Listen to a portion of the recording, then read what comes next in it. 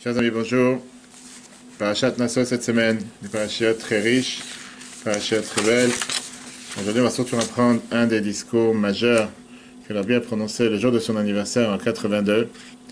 Un discours qui nous apprend comme quoi tout ce que Dieu a créé sur terre, il n'y a rien qui a été créé en vain. Et comme quoi on a le devoir d'utiliser les capacités, les fonctions que Dieu nous a données au maximum.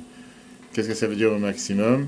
Maximum. Pas se dire, bon, je vais faire les choses à moitié. Dans le discours, la vie dit, c'est tellement riche, j'ai écouté encore une fois ce matin, que même si tu as utilisé ton temps pendant 23h59 minutes, et tu te dis qu'il te reste une minute, pas pour faire des bêtises ou quelque chose qui est interdit, on ne parle pas de ça, mais pour faire, juste se reposer, juste faire quelque chose qui n'a pas de contenu, tu dois utiliser cette minute encore une fois au maximum, parce que Dieu n'a pas créé quelque chose en vain. Dans les mots du Rabbi, comme la Torah nous dit, que Dieu, Dieu n'a pas créé quelque chose qui ne sert à rien pour rien faire. Mais avant d'arriver à tout ça, comment on est rentré dans cette discussion aujourd'hui? C'est parce que dans la paracha de cette semaine, on nous parle de quelque chose qui nous paraît bizarre. Et c'est bien sûr le fait que les chefs de tribu avaient le devoir d'amener des offrandes. Avaient le devoir d'amener des sacrifices. Des Eglotav, qui veut dire des sacrifices. Ils avaient le devoir, ok, laisse-moi voir. Ils avaient le devoir d'amener des, comment on appelle ça, des charrettes. C'est pour ça que j'ai amené le dessin pour que tu vois les charrettes avec lesquelles on devait porter le temple. Les différentes poutres qu'il y avait dans le temple, qu'on mettait sur différentes charrettes. On va voir comment se fait-il qu'il n'y avait pas assez de charrettes. S'il y avait 12 chefs de tribu, chacun aurait dû amener sa charrette. Et on va voir que non. On va devoir, avant de rentrer dans les détails, rentrons dans le texte d'abord. Nassau. Donc, paracha, les chefs de tribu célèbrent l'inauguration du tabernacle. C'est d'ailleurs le chumash qu'on a vu ces jours-ci.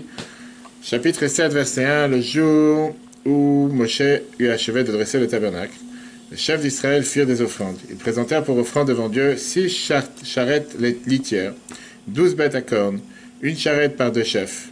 Écoute bien le détail, une charrette pour 2 chefs,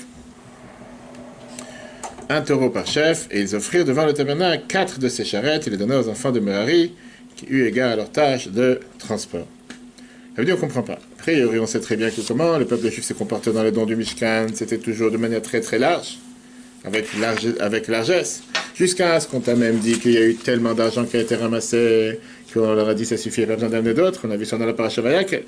Comment se fait-il que quand tu parles des chefs de tribu, la seule chose qu'ils ont trouvé à amener en tant que chefs de tribu, ils ont été, on va dire, très mesquins, ils ont été très radins, et chacun il a donné une demi-charrette. On vient de voir qu'il y avait une charrette par 2 chefs de tribu pour pouvoir porter les poutres du Mishkan. Plus que ça, on voit que dans le Sifri, dans le Midrash, c'est écrit dans Rashi, pourquoi les chefs de tribu au départ n'ont pas donné les dons pour le temple en premier. Ils ont dit que la communauté donne d'abord ce qu'il y a à donner, et ce qui va manquer, nous on va compléter. Et quand ils ont vu qu'ils sont fait avoir, puisque tout le monde avait donné tout avec largesse, à ce moment-là, ils ont dit, qu'est-ce qu'il nous reste à amener? Il nous reste à amener les pierres des pectorats et les pierres du tablier qu'il y avait. C'est pour ça que quand on a parlé des charrettes, là, quand on a parlé des dons qu'il y avait le jour de l'inauguration du temple, ils se sont dit, là, on va venir, on va donner les premiers, on va pas se faire avoir, on a envie de donner le meilleur pour la construction. Quand ils donnent, c'est au nom de la tribu, c'est pas un nom à eux. Alors encore, une raison de plus, dans le nom de la tribu, tu donnes au nom de ton parti, tu donnes au nom de ton peuple, sois large, d'accord? Donc là, officiellement, ils sont venus réparer le jour où maintenant il fallait mettre le Mishkan, le tabernacle sur place, du fait que la première fois, ils n'ont pas venu donner l'argent au départ, d'accord? Leur don au départ. Et comment ça se fait? Comment ils ont fait ça? Parce que chacun il a donné une demi-charrette.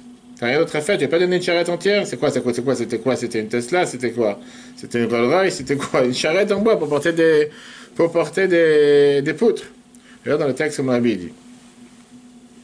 Ils amenaient, Rashi te dit, ils amenaient devant le tabernacle. Pourquoi les princes ont-ils tenu à présenter ici leur offrande avant les autres? Chose qu'ils n'avaient pas fait pour la construction du tabernacle. Ils s'étaient dit que la communauté apporte ses offrandes et nous compléterons ce qui manquera. Lorsqu'ils constatèrent que la communauté avait donné pour la totalité, ils offrirent les prières du Shoah, mais celles-là enchâssées pour les fautes et le pectorat. Voilà pourquoi ils ont ici présenté leur offrande en premier. Et comment ils font ça? En faisant les choses de manière très radine, comme on dit.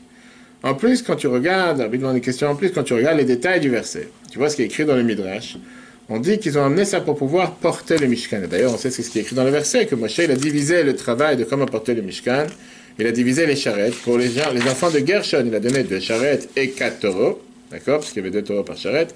Et pour les enfants de Merari, la tribu de Merari, il a donné 4 charrettes et 8 taureaux. Alors, On sait très bien que les poutres étaient énormes, comme tu vois dans la photo que je t'ai montrée ici. Les poutres, il était énorme, il pesait énormément, comme on peut tout de suite voir. Le poids était très très lourd. Et donc, quand tu dois rajouter à ça les 100 socles, que chaque socle était un kikar, était ce qu'on appelle un kikar de poids, on dit que c'est environ 47 kilos d'or. Comment, ça dépend, différents avis. Exact, d'argent ou d'or, ça dépend des différents éléments qu'il y avait dans le temple. Et donc, d'après le compte qu'il y avait dans le Mishkan, quand tu regardes ici, dans le chiffre 2, quelle charge transportait-il dans ces fameuses charrettes? Écoute bien. Tu fabriquas les poutres du tabernacle en bois de cèdre. Chaque poutre sera longue de 10 coudées, 5 mètres. Large d'une coudée et demie, 0,75. Donc 5 mètres sur 0,75.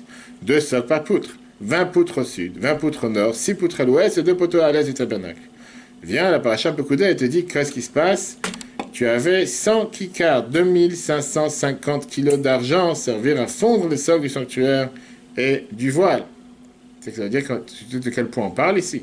On parle d'un poids gigantesque. Et donc, pour tout ça, tu devais mettre entre les poutres, puis les poutres du Mishkan, les socles, les poutres de la cour et les 60 socles qu'il y avait en cuivre, tout ça sur 4 charrettes. Tu ne veux pas vraiment être plus large, tu ne veux pas laisser du temps, tu ne veux pas laisser de l'endroit où c'était les choses les plus belles qui étaient faites pour Dieu, etc. A priori, ce n'est pas du tout une marque de largesse, ce n'est pas une marque de richesse qu'il y avait dans le temple, bien dans le tabernacle. Et on sait très bien qu'en général, on ne peut pas mélanger la pauvreté et la richesse dans le même endroit. Tu ne peux pas être large d'un côté, tout recouvert d'or, tout recouvert d'argent. Et là, tu es mesquin, tout d'un coup, tu commences à jouer avec 4 charrettes, comme si tu pouvais faire plus. Si tu aurais eu beaucoup plus de charrettes, tu aurais pu faire quelques poutres par charrette, ça aurait été beaucoup plus facile. Et c'est surtout qu'on sait très bien qu'on dit que comment ils marchaient dans le désert, il fallait à chaque fois que les gens de la tribu de Lévi marchaient à côté des poutres, parce que quand les poutres se dandinaient sur les charrettes avec les bosses et tout ce que tu veux, fasse attention que c'était des poutres tellement longues, comme l'a dit tout à l'heure, 5 mètres de long, qu'ils puissent ne pas bouger, qu'ils puissent pas tomber. Ouais, en 2 mots, tu te prends la tête pour rien. Vu que c'est lourd. Pour que ça bouge, il faut vraiment quoi. Oui, mais encore une fois, tu parles ici que les charrettes sont pas énormément longues, etc. On vient de voir quelle était la taille des charrettes. C'est énorme. On parle ici d'un poids gigantesque par rapport au minima, je dirais le nombre minimum de charrettes. Pourquoi une telle chose? D'accord. Alors regardons d'abord le sens simple du verset. Oui, tout à l'heure, une charrette faisait 2 mètres et demi. Une charrette faisait 2 mètres et demi. D'accord. Tu parles des poutres qui fait 5 mètres. Donc ça veut dire que ça dépasse à moitié à l'avant et à l'arrière. Tu en as plus en hauteur, plus les socles. Aujourd'hui, tu vois les camions, comment ils portent en Seine-et-Marne, tous les camions, les poids lourds, qui portent les poutres de bois. En général, c'est assez large, ça recouvre tout pour faire ça de manière tellement rapide, etc. Alors, si tu regardes dans le sens simple du verset, on peut répondre de la manière suivante, c'est pour ça que Rachid n'a rien expliqué. Dans la paracha Trouma, on parle des bois d'acacia, les Hatzei-Shittim qu'il y avait dans le temple. Rashi vient et te dit d'où ils avaient d'abord ces bois d'acacia. Il te dit, c'était Yaakov qui avait vu avec Ruach HaKodesh, avec souffle divin, qu'on allait sortir du désert et qu'on allait construire un temple dans le désert et qu'il a amené ces bois d'Erez en Égypte, il les a plantés et il a dit à ses enfants de les prendre avec lui quand on va sortir d'Égypte. Et de là on apprend que c'est vrai qu'ils sont devenus énormément riches avec ce qu'ils ont récolté de ce qui s'est passé sur la mer. Une fois que les Égyptiens ils ont versé là-bas tout leur argent. Et avec ce qu'ils ont pris, ce qu'ils avaient en Égypte, ils avaient énormément d'argent, énormément d'or, énormément de pierres précieuses. Néanmoins, ils n'avaient pas ces Hatzei-Shittim. Ils n'avaient pas ces bois de cèdre. Pardon, pas le bois d'acacia. Et ça, ils les ont amenés seulement d'Israël en Égypte. Ils les ont plantés là-bas, ils les ont fait pousser là-bas pendant 210 ans. Ils les ont amenés avec eux dans le désert. De ces bois-là, ils ont fait les poutres et les ustensiles du Mishkan. Et donc, c'est pour ça qu'officiellement, d'après le sens simple du verset, le compte exact des charrettes qu'on a vu ici, c'était qu'il n'y en avait pas 36. Il y avait ce qu'on avait par rapport aux poutres qu'on amenait avec nous, etc. En 2 mots, on avait exactement le nombre de charrettes qu'on a besoin, on n'en avait pas beaucoup plus. Parce que pas forcément qu'ils avaient calculé qu'on a du bois en plus, et on a des forêts en plus. Non, on n'est pas avec des forêts en plus. C'est pas la Seine-et-Marne où tu as des forêts plus que des maisons, plus que des habitations. Et automatiquement, on a ce qu'on a. Et on doit faire attention à ce qu'on a, c'est tout. On n'a pas 36. C'est pas l'argent. On ne parle pas maintenant ici du fait qu'on n'a pas d'argent. Comme tu as dit tout à l'heure, on peut avoir énormément d'argent. Mais l'argent, c'est pas fait pour faire des poutres. C'est tout. Oui. Alors, tu dis, c'est difficile d'expliquer ça de cette manière-là. Pourquoi? Parce qu'on sait très bien que les charrettes ont été faites seulement avec les dons des chefs de tribu. Aucun rapport avec combien, et personne n'a dit que les charrettes devaient eux aussi être faites en bois de cèdre. Et d'abord, on ne peut pas dire qu'on ne pouvait pas amener avec nous d'Égypte. Quoi, il n'y avait pas d'autres bois en Égypte. Tu vas aujourd'hui en Égypte, tu as des centaines de bois, tu as des centaines d'arbres. Il n'y avait pas d'autres bois pour faire avec ça, faire des autres charrettes. Et on sait très bien ce que nos sages nous disent à plusieurs reprises dans la Gemara Yoma, page 75, qu'en Égypte, dans le désert, on n'arrêtait pas d'acheter des choses des passants. Il y avait des commerçants qui passaient dans le désert. Il y avait des passants qui passaient, on pouvait acheter ces centaines de choses qu'il y avait dans le désert. Et donc je ne vois pas pourquoi, tout d'un coup, que tu arrives aux charrettes, tu dis non, on était limité par rapport au nombre de bois qu'on a plantés, qu'on n'avait pas 36 000 bois, etc., etc. Il y a quelque chose qui n'est pas clair ici. D'accord? Regarde le numéro 3. Quelle était la taille des charrettes? La taille de la charge utile de ces charrettes d'abord. La Gemara Shabbat 99.1 te dit. Quelle était la longueur d'une charrette? 5 coudées. D'accord, 2,5 mètres. Pourtant, 4,5 coudées auraient suffi. Mais c'était que pour les poteaux ne soient pas serrés. Quelle était la largeur d'une charrette? 2 coudées et demi. Pourtant, 1 coudé et demi aurait suffi. Mais c'était pour que les poteaux ne soient pas instables. Il y avait une coudée supplémentaire, qui est rien du tout, c'est un demi-mètre, d'accord, dans laquelle se tenait un lévite. Dès que le poteau tanguait, il est rattrapé. Imagine-toi le film. Rachid te dit, durant toute la route, le lévite marchait derrière la charrette. Dès qu'il voyait des poteaux se déplacer, il courait vers le côté, s'insérait dans l'espace de 0,5 coudées, un demi-coudé, et remettait le poteau à sa place. Viens, le rabbi te dit, je comprends pas. A priori, c'est le contraire de la largesse et la richesse du tabernacle. Étant donné que la pauvreté n'était pas à sa place dans le lieu de la richesse, s'il y avait plus de charrettes, on n'aurait pas eu besoin d'empiler autant de poutres les unes sur les autres. On aurait pu faire les choses de manière beaucoup plus normale et beaucoup plus détaillée. Viens les Sifri. Et le Midrash Rabbah dans le Midbar, il nous apprend du fait que la Torah te dit car Meitam prend d'eux, ils sont venus devant le Mishkan et Moshe n'a pas accepté jusqu'à ce que Dieu il a dit à Moshe accepte d'eux. En 2 mots, accepte de recevoir ce cadeau de leur part. On voit ici que le fait qu'ils ont donné de telles charrettes, c'était aussi avec l'approbation de Dieu. Et automatiquement, le nombre de charrettes qu'ils ont voulu donner, c'était que Dieu il était d'accord. De la même manière que les sacrifices qu'ils ont ramenés, les chefs de tribus, qu'on va voir plus tard à la fin de la parasha de cette semaine, le début de Béalatra, qu'on lit en général le début du mois de Nissan et Hanouka, pour l'inauguration du temple, que ça a été fait, comme les sages nous ont dit, c'était une oracha, c'était sous la demande que Dieu il a demandé de pouvoir faire, c'est-à-dire que Dieu il a été d'accord qu'ils amènent, et puisque Dieu il a été d'accord qu'il amène, c'est pour ça qu'ils l'ont amené. En 2 mots, ça a été fait parce que Dieu il a voulu qu'il amène. Rashi vient te dire, on comprend ici que la même chose en fonction des charrettes qu'ils ont voulu donner, c'est pas qu'ils ont décidé j'ai envie de faire ce cadeau. Non, c'est que Moshe l'a demandé à Dieu. Et Dieu il a été d'accord qu'ils amènent ces charrettes et qu'ils le fassent de la manière comment Dieu il a demandé. Sauf que la Bible dit on peut pas, il n'y a pas de logique ici. On va pas dire que Dieu il a dit ah vous avez dit que vous voulez offrir 4 charrettes et bien ça se passe ça rien d'autre. Parce que s'ils auraient dit qu'ils allaient offrir 10 charrettes, pourquoi Dieu serait contre? Tu dis Dieu il était d'accord par rapport au cadeau en soi, mais pas par rapport à la quantité des charrettes. Et surtout comme j'ai dit, c'est eux qui sont venus, ils ont dit depuis le départ qu'ils veulent offrir tant de charrettes. Après Dieu a dit je suis d'accord avec ce que vous voulez faire. On sait très bien que pour les sacrifices qu'ils ont amenés pour l'inauguration du temple, on voit qu'on n'a jamais vu une telle manière de sacrifice, et tel nombre de sacrifices, la manière comment ils ont amené. Et on sait qu'il y a énormément d'explications pourquoi ils ont amené. On sait très bien que la Torah te répète sans arrêt le même nombre de sacrifices, le même sacrifice qui a été amené par chaque chef de tribu. Là, c'était exactement la même chose. On est bien obligé de dire que le fait qu'ils ont décidé d'amener tant de charrettes, avec 2 taureaux par charrette, et que c'était apparemment quelque chose qui était très mesquin et très limité, c'est que c'est comme ça que ça devait se passer par rapport à ce don. Et d'ailleurs, c'est prouvé, l'arbitre dit dans la Gemara Shabbat 99a. Mais c'est qui a demandé le nombre de charrettes? C'est eux qui ont décidé. On va tout de suite voir, d'accord? Ah, c'est eux, c'est les on va voir comment la Gemara, exactement. On va voir comment la Gemara, elle te dit que ça devait être avec une telle largesse et une telle longueur, comme on vient de voir. Alors, on va voir, on va tout de suite, qu'il n'y ait pas une seconde, qu'il n'y ait pas une place en plus. Et la Gemara, elle te dit, on va voir le débat qu'il y a dans la Gemara, qu'a priori, pourquoi tu devais avoir quelque chose de 5 coudées, tu aurais pu avoir 4 coudées et demi. Pourquoi tu devais avoir quelque chose qui faisait 2 coudées et demi? On aurait pu avoir 1 coudé et demi. Et on a répondu que c'était fait, calculé minutieusement. On verrait que c'était vraiment des ingénieurs qui ont calculé en fonction de ce qu'on a besoin. Pourquoi? Afin qu'on puisse pouvoir avoir ce lévite qui va essayer de les mettre en place quand ça va tanguer ou quand ça va bouger. Donc en 2 mots, eux ils ont fait ça de manière précise, de manière, on va dire, ponctuelle, de manière exacte. Ils n'ont pas fait ça à la légère, une charrette, des charrettes. Non, non, c'était calculé, la quantité, etc., etc. L'explication que l'arbitre donne est la suivante. On peut voir d'abord la différence qu'il y a entre le Sifri et le Midrash.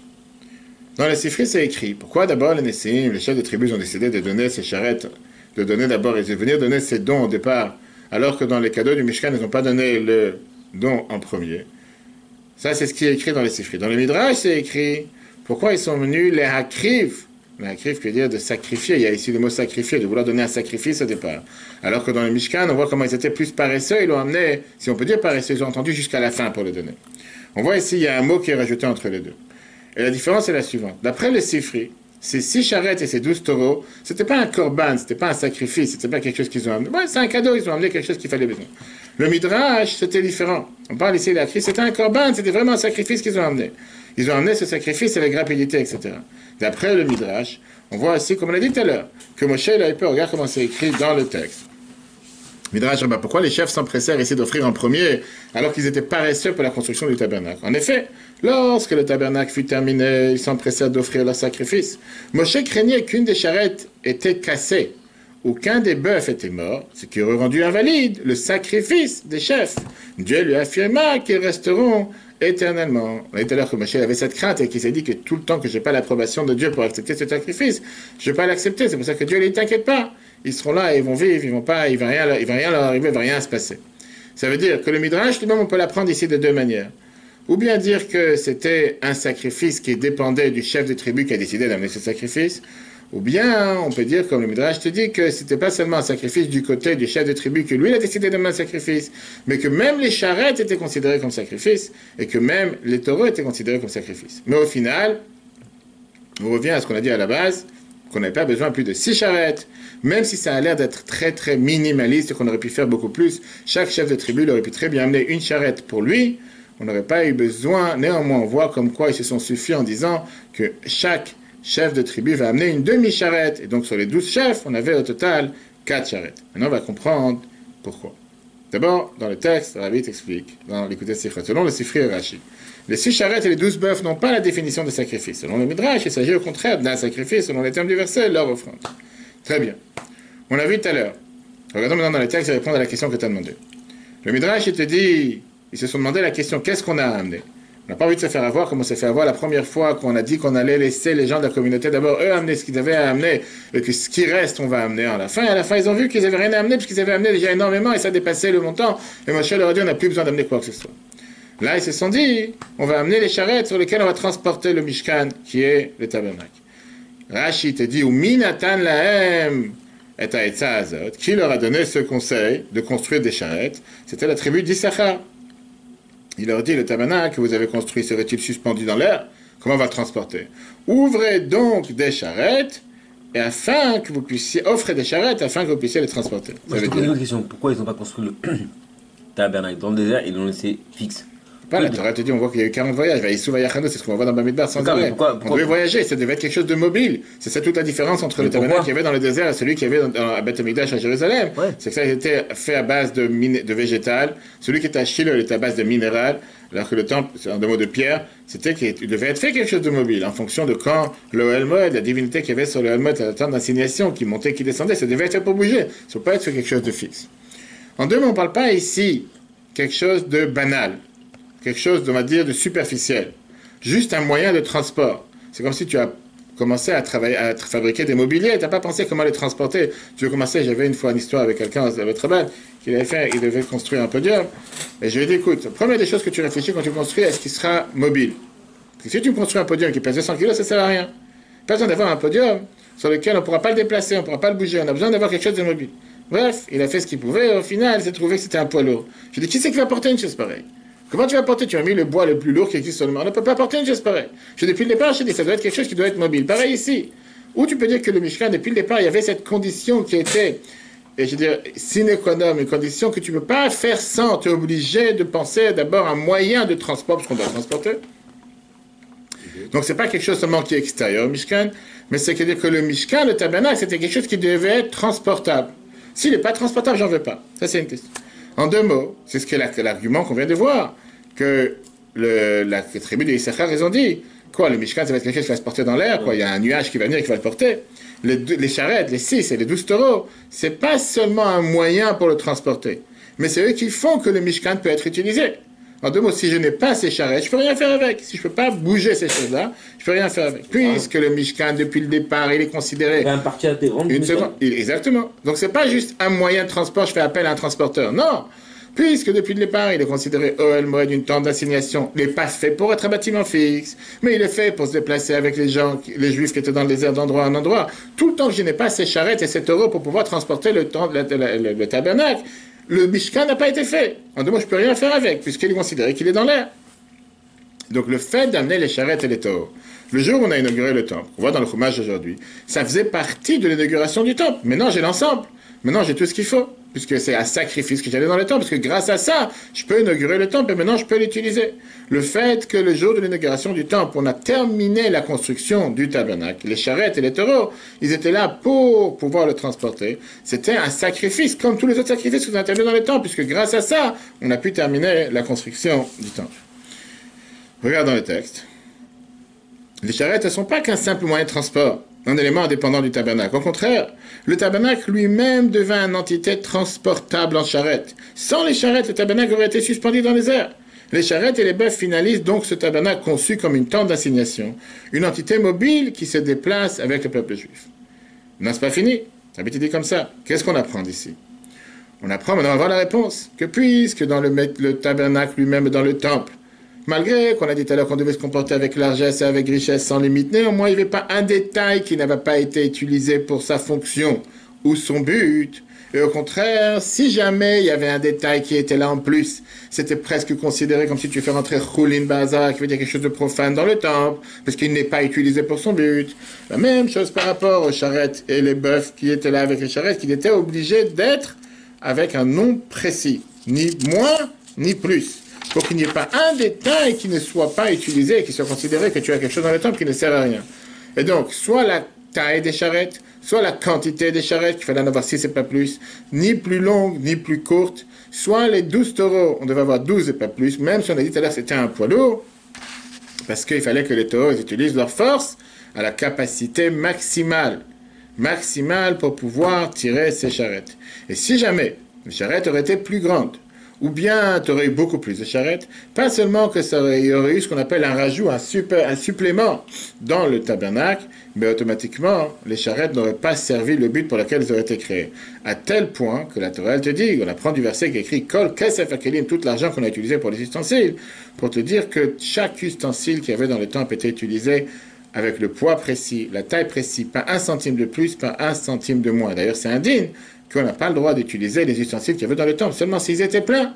Il n'y a pas ici durable. Il n'y a pas ici on fait comme ces chefs cuisiniers ou comme n'importe quel autre élément que tu as dit qu'on me jette tout ce qui est du côté, que tu as des papiers en plus, tu jettes la moitié. On a vu ça avec le rabbi. Le rabbi recevait des lettres. Des fois, les gens en écrivaient très propre.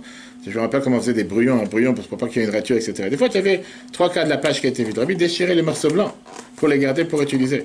Des fois, il y avait des timbres qui n'étaient pas utilisés. Le rabbi les gardait, les mettait de côté pour les renvoyer, pour les utiliser. Des fois, le rabbi répondait sur le dos d'une enveloppe, sur le morceau d'une enveloppe. Tu vois comment le rabbi répond des réponses des fois sur tous les côtés de la personne. Pourquoi pas prendre une feuille blanche et écrire normalement? Le rabbi répétait sans arrêt le fait que Chaz Rachmanam, madame chez Israël, Dieu fait attention à l'argent du peuple juif. Il n'y a pas de gaspillage. Gaspiller pour gaspiller, non. Il y avait un juif qui s'appelait Yankel Katz.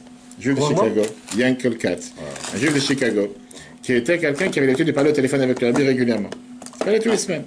Non. Dans une famille, dans une fois, le rabbi lui a écrit une lettre en disant que puisque j'ai vu... Non. Puisque à chaque fois qu'on s'est parlé récemment, il n'y avait rien de nouveau, il n'y avait rien de spécial. Et de toutes les façons, dans un endroit où la personne, elle se trouve, c'est là-bas que se trouve sa pensée.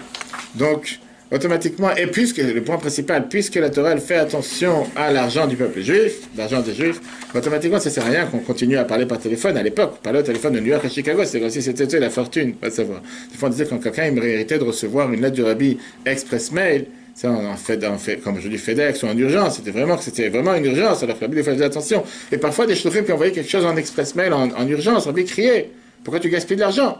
Tu peux envoyer en normal, que ça peut envoyer en urgence. Ouais, très bien, ça dépend le sujet. Nous, les courriers, il faut nous les donner ici. Exactement, tu as tout à fait raison. Mais votre travail de cinéma, on a bien gaspillé l'argent parce qu'on en a entre eux. Continuons, bien sûr. Tu vois, voilà, il faut apprendre le menu. Tu vois, voilà. Mais on n'est pas encore arrivé à la... Tu fasses exactement comme il l'a dit. Exactement, regarde, tu vas voir, on a fini. Ou des WhatsApp. On a fini. Il n'y a plus. On n'a pas fini. Écoute-moi la fin. La fin, c'est la plus belle. Écoute bien comment on avait étudié la fin ici.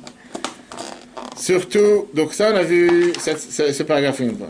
On a vu l'histoire, oui. Qu'est-ce qu'on apprend d'ici?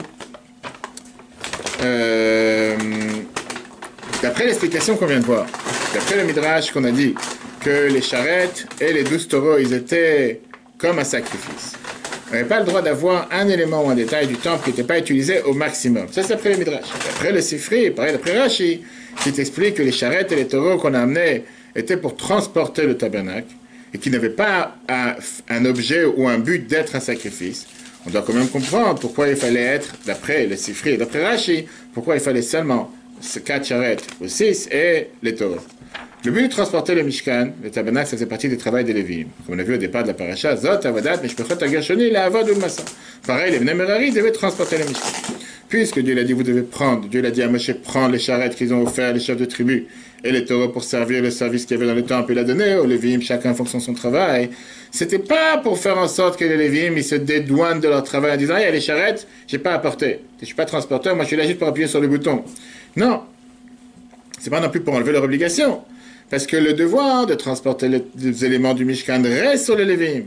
À chaque fois qu'on devait déballer et remballer encore une fois les éléments qu'il y avait et les mettre sur les charrettes, et même quand il y avait des morceaux de poutre qui dépassaient ou qui se dandinaient, on a dit qu'il y avait les Lévi'im qui couraient derrière. Ça veut dire que les charrettes étaient là juste pour faciliter leur tâche. Mais la tâche était sur les Lévi'im. Et même à ce moment-là, les charrettes et les taureaux n'étaient pas des porteurs du tabernacle. C'est les Lévi'im qui portaient à travers les charrettes. Les charrettes, ils étaient comme les diables que tu as aujourd'hui. Tu as un diable. Si tu n'as pas quelqu'un qui va tenir le diable, quoi c'est ça d'avoir un diable? Tu es obligé d'avoir la personne qui est derrière. Le diable, il est là pour t'aider. Au lieu de porter un carton dans les mains, tu mets 3 cartons, tu peux pousser avec un diable. Et c'est pour ça que Dieu il était d'accord qu'ils amènent seulement 6 charrettes. Jusqu'à ce que pour le transport lourd, de ce qui dépendait des enfants de Merari, de la tribu de Merari, il fallait seulement 4 charrettes. Pourquoi? Parce que ça devait être d'une manière que les Lévi'im ne devaient pas se dédouaner leur travail, ils devaient courir derrière les charrettes et s'assurer, comme on a vu tout à l'heure, que quand il y avait une poutre qui se déplaçait, ils devaient la remettre en place. Parce que qui devait porter le temple? Les Lévi'im et pas les charrettes. Donc on a répondu soit d'après le Midrash, soit d'après le Sifri, en 2 mots, que tout devait être exploité au maximum. Non, le plus beau, c'est ici. Quand j'ai entendu ce discours ce matin du Rabbi, j'ai passé à plusieurs amis, j'ai dit, mais c'est tellement riche. C'est tellement le Rabbi, c'est tellement ce que le Rabbi attend de nous. Non, ce que tu as dit tout à l'heure, tu vas regretter. Écoute bien. D'abord, 6. Première réponse. Utiliser le potentiel de chaque charrette. Tu veux dire, tout l'argent des ustensiles, Rachid a dit, ça pesait 2400 cycles.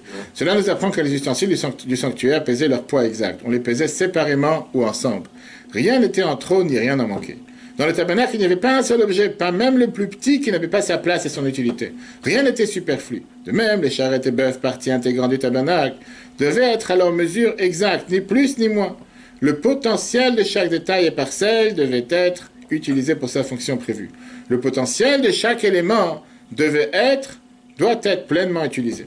Alors, on a vu tout à l'heure quel était le problème par rapport au Lévite. Regarde dans le texte, au lieu de tamiser en plein cours.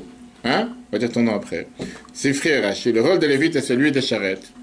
C'est la Bible dit que quand on apprend la Torah, c'est comme Shabbat, on ne doit pas toucher au téléphone.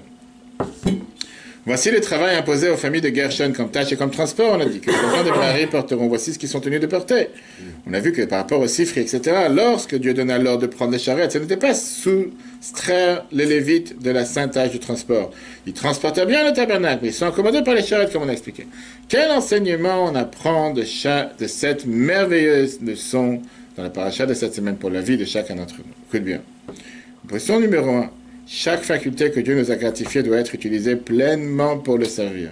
Les Rachamim nous disent dans la Gemara Shabbat, page 77b, 77, Kol ma shebara kadosh baruch hu be'olamo, lo bara davar echad avatala. Tout ce que Dieu a créé sur terre, il n'a pas créé une seule chose en vain. N'importe quel élément qu'il y a sur le monde. On a commencé d'abord. Une seconde, attends, non, dans tout.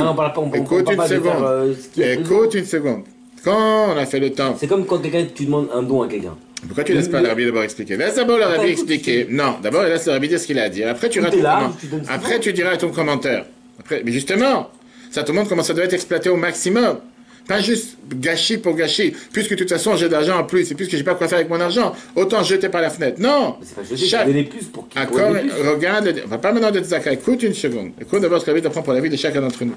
Après toutes les fautes qui ont fait en sorte que la Shrina, la divinité, est partie de ce monde.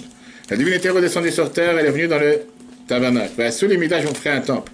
Mais même une fois qu'on a fait le temple, il ne devait pas avoir un détail en vain. Chaque détail devait être exploité au maximum. Qu'est-ce que c'est dire au maximum? Malgré qu'on a dit tout à l'heure que dans le temple, on se comportait de manière large, de richesse, ce n'était pas en vain gaspillage. Mais chaque détail remplissait sa fonction. Qu'est-ce que ça remplissait sa fonction? Si pour transporter le tabernacle, ça suffisait d'avoir 12 taureaux et 6 charrettes, avec la longueur et la largeur qu'on a vu, tu n'as pas besoin de rajouter encore une. Et si tu rajoutes, ça veut dire que c'est quelque chose qui est en trop, ou c'est quelque chose qui doit être utilisé pour autre chose. L'enseignement, regarde les mots que l'habitude il faut entendre. Je renvoie les vidéos après qu'on l'a vu, avec toute son énergie. Pour le temps de chacun d'entre nous, puisque Dieu réside dans le temps de chacun d'entre nous. Combien on doit faire attention que chaque faculté que Dieu a donnée à chacun d'entre nous dans tous ces détails ne va pas en vain, on doit l'utiliser au maximum pour le but pourquoi Dieu l'a créé. Il dit sur chaque force.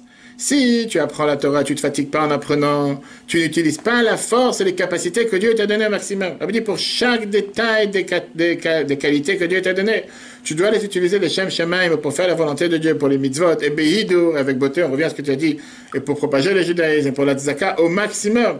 Ça veut dire un exemple dans le temps. Même si tu as rempli 23h59 de la journée, comme il faut, tu dois faire en sorte que la minute qui reste ne parte pas en vain.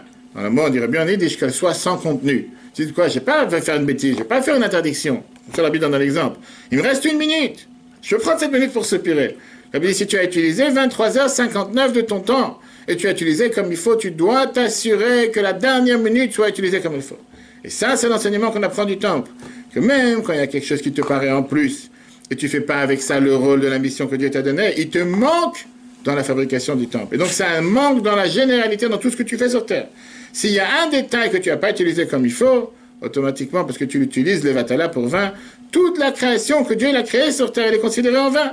Quand tu utilises maintenant toutes tes capacités comme Dieu l'a donné, à ce moment-là, tu refais ton temple sur terre et tu répares le monde entier. Puisque dans chaque détail que Dieu a donné sur terre, on dévoile la mission et la raison pourquoi Dieu a créé le monde.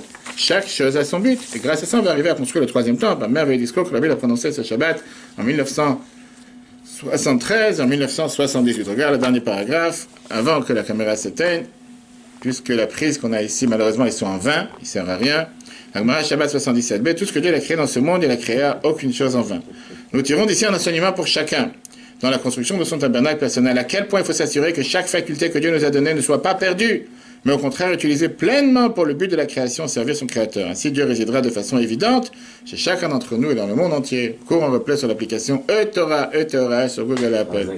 Très bonne journée à tous et à la semaine prochaine.